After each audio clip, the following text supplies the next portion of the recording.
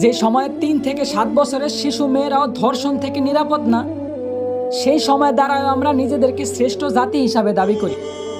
যে সময় ফ্রি মিক্সিংভাবে পড়ালেখার কারণে বিভিন্ন জায়গায় শিক্ষক দ্বারা ছাত্রীরা ধর্ষিত হইতেছে, সেই সময় দ্বারাও আমরা শিক্ষার মানদণ্ড নির্ণয় করি।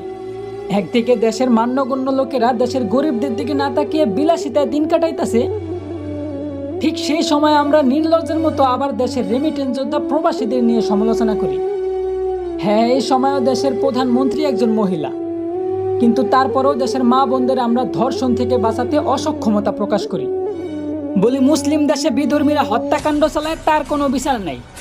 সংখ্যায় বেশি আর দেশটা মুসলমানদের হওয়া সত্ত্বেও প্রতিবাদ করার মতো কেউ নাই। আসলে আমি মনে করি কি ভাই, আমাদের দেশে ইসলামের পক্ষে সঠিক বিচারই নাই।